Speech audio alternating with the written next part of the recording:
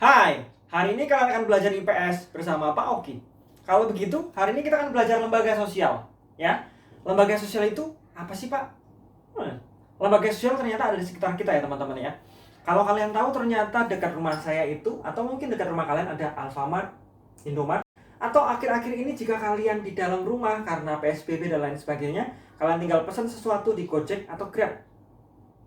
Atau yang paling dekat dengan kalian ada keluarga. Nah, itu semua adalah contoh lembaga sosial. Maka apa itu lembaga sosial? Ada dua sosiolog yang saya gunakan sebagai acuan hari ini. Yang pertama adalah Kuncharaningrat. Ya, beliau bilang lembaga sosial adalah serangkaian tata cara dan prosedur yang dibuat untuk mengatur hubungan antar manusia dalam kehidupan bermasyarakat. Berbeda dengan Surono Sukanto. Menurut beliau, lembaga sosial adalah himpunan norma dari segala tingkatan masyarakat yang berkisar pada suatu kebutuhan pokok dalam kehidupan bermasyarakat. Kalau begitu, kita bisa mengingat bahwa ternyata Gojek dan Grab muncul salah satunya karena kebutuhan pokok, yaitu bisa untuk memenuhi kebutuhan makanan, bisa untuk memenuhi kebutuhan lainnya, salah satunya adalah shopping atau belanja. Nah, selanjutnya kita akan mencoba memahami lembaga sosial berikut dengan karakteristiknya. Ada 7 karakteristik yang mungkin akan kita pahami kali ini. Ya, lembaga juga dipastikan mempunyai seperangkat gagasan atau ideologi.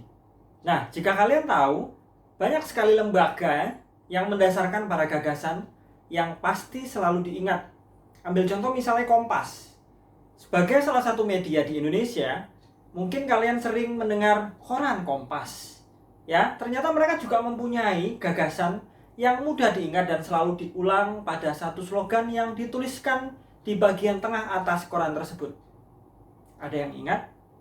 Ya, amanat hati nurani rakyat. Jadi mereka punya ideologi.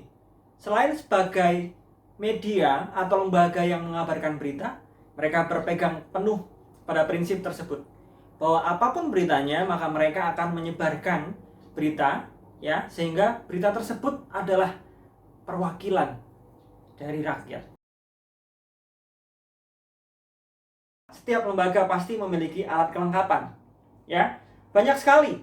Contohnya misalnya ada Harry Potter. Harry Potter, ya, sebagai individu dia belajar di Hogwarts. Sebagai sebuah lembaga pendidikan, Hogwarts pasti punya gedung, dia punya lapangan, dia punya pengajar dan lain sebagainya. Itu adalah alat kelengkapan. Pasti setiap lembaga punya simbol, ya. Contohnya, kalian tahu misalnya Harry Potter lagi. Harry Potter mereka pasti punya logo, ya. Misalnya saya sangat suka dengan Gryffindor, ya. Maka logo biasanya atau simbol berada di sekitar baju, tidak hanya di baju ya. Contoh lain dari simbol, mereka pasti memiliki alat-alat tertentu yang mewakili lembaga tersebut. Mereka pasti mempunyai tata tertib, aturan yang akhirnya menjadi sebuah tradisi. Contohnya, misalnya dalam lembaga keluarga. Contoh di sini adalah contoh mengenai seorang fotografer bernama Anthony Ismaili. Ya, dia punya kebiasaan tertentu yang selalu dijalankan oleh keluarganya bahkan hingga dia berada di sebuah lembaga. Biasanya lembaga sosial itu usianya lebih lama dibanding ya lembaga-lembaga yang mungkin bertahan. Oke? Mungkin bisa 10 tahun, 15 tahun. Kalian mungkin masih ingat apa lembaga yang usianya lebih lama sehingga terjadi pewarisan dari generasi ke generasi? Sekolah, betul. Seperti kalian tahu, ternyata sekolah sebagai lembaga, walaupun mungkin namanya berubah-ubah dan sangat banyak jumlahnya, namun bentuk dan juga jenis aturan-aturan dari sekolah diwariskan dari setiap sekolah-sekolah yang baru. Karakteristik terakhir dari lembaga sosial. Lembaga sosial memiliki tingkat kekebalan atau daya tahan dan tidak akan lenyap begitu saja. Contohnya, saat ini setiap lembaga diuji untuk menyesuaikan diri ketika pandemi. Mereka akan mempunyai berbagai cara bagaimana agar lembaga mereka mampu untuk bertahan. Ada lembaga yang tidak mungkin bertahan, akhirnya mereka surut.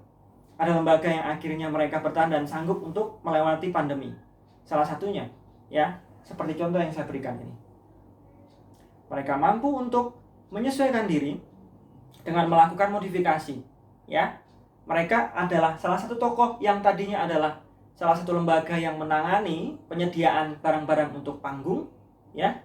Nah, namun karena mereka tetap ingin bertahan sehingga alat kelengkapan dan semua yang mereka miliki tetap ada, mereka mengubah bisnis mereka menjadi jenis yang lain, penyedia sayuran. Tidak masalah. Teman-teman, itu adalah pembahasan pertama kita mengenai pengertian dan karakteristik lembaga sosial. Kita akan jumpa pada pertemuan selanjutnya dan jangan lupa untuk subscribe materi mengenai sesi Pak Ogi. Bye-bye.